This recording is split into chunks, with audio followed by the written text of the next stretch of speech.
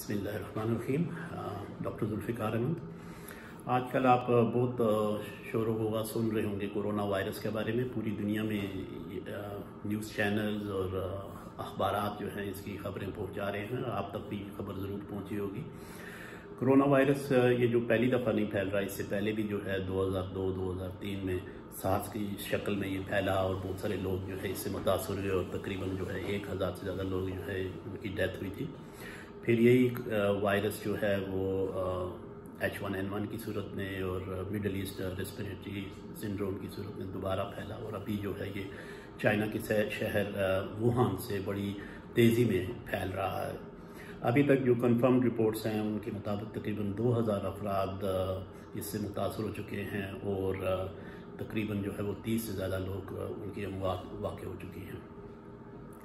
अगर खुदा न खास्ता ये वायरस जो है आप तक पहुंच जाए तो आपको कैसे पता चलेगा कि आप सस्पेक्ट कर सकते हैं कि आपको ये बीमारी हो चुकी है? तो उसकी अलामात क्या हैं? तो अलामात में सबसे पहले ये है कि जी आपको ऐसे लगेगा जब फीवर होगा, आपको तकरीबन 100 से लेकर 102-103 तक फीवर हो सकता है, बुखार हो सकता है। फिर साथ ही साथ जैसे नज़ला ज़ुकाम की शिकायत होगी, आपका रनी नोज़ होगा, नाक से पानी बह रहा है, खांसी हो सकती है, सांस में जो है वो दिक्कत हो सकती है। और ये बीमारी जो है उन लोगों के लिए ख़तरनाक बन सकती है जिनकी उम्र या तो बहुत छोटी उम्र हो, बच्चे हों, या उनकी उम्र जो है वो 60 साल 65 साल से ज़्यादा हो, या उन लोगों के लिए भी ये बीमारी बड़ी ख़तरनाक साबित हो सकती है कि जिनकी क़ुव्वत मुदाफ़ियत जो है वो कमज़ोर हो चुकी है।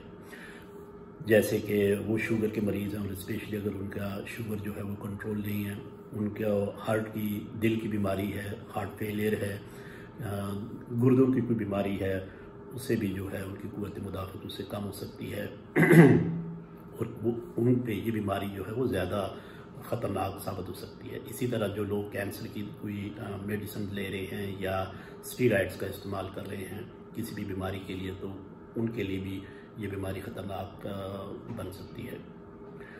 अब इस पे बात कर लेते हैं कि वो कौन सी चीज़ें हैं कि जिनको अगर हम अख्तियार करें तो इस बीमारी से अपने आप को बचा सकते हैं। उसमें सबसे पहले जो इम्पोर्टेंट चीज़ है वो ये है कि आप उन जगहों का, उन इलाकों का कभी भी सफ़र न कीजिए कि जहाँ पे ये बीमारी आज तक फैल चुकी है। ये तकरीबन 12 ममालिक हैं जिनमें ये बीमारी फैल चुकी है। अभी उनमें चाइना है जहाँ से ये बीमारी शुरू हुई है, थाईलैंड है, हांगकांग है, वियतनाम है, इवन कि अमेरिका में कुछ केसेस जो हैं उनको आइडेंटिफाई किया गया है। इंडिया में ये बीमारी जा चुकी है।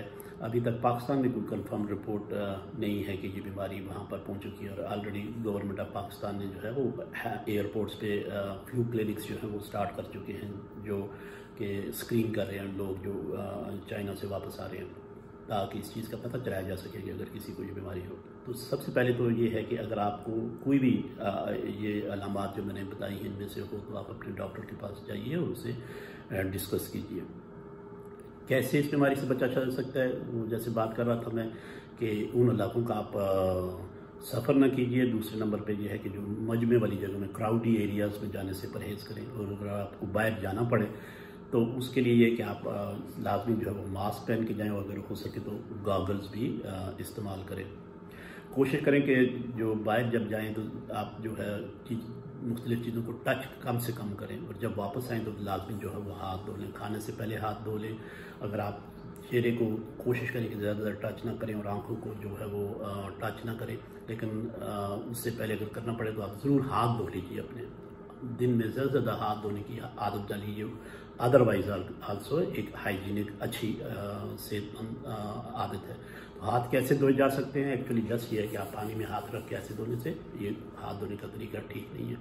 उसमें यह है कि आप साबुन इस्तेमाल कीजिए, पूरे साबुन जो है वो अपने पूरे हाथों पे लगा लीजिए और ऐसे फोरों में, उंगलियों में कीजिए। फिर उसके बाद जो है अंगूठे को, दूसरे अंगूठे को, फिर नाखून जो है वो आप उनको धो लीजिए तरीके से। और ये तकरीबन जो है आपका आधा मिनट 40 सेकंड जो है वो हाथ धोने में लगने चाहिए। या फिर आप अगर सैनिटाइज़र है तो उससे भी अपने हाथ धो सकते हैं।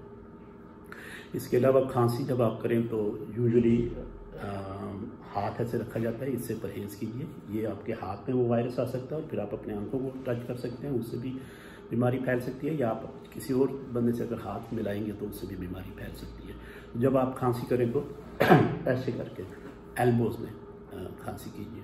और अगर आप टिश्यू पेपर इस्तेमाल कर रहे हैं तो टिश्यू पेपर को एक दफ़ा इस्तेमाल करने के बाद उसको डिस्कार्ड कर दीजिए, उसको फेंक दीजिए। और अगर इस तरह आप रुमाल इस्तेमाल कर रहे हैं तो वो रुमाल भी जब आप इस्तेमाल कर चुके हैं तो उसको तरीके से जो है वो डिस्कार्ड कीजिए। ये हिसाब टिश्यू का है, क्योंकि उससे जो है दूसरे बंदे को फिर ये बीमारी जो है लग सकती है।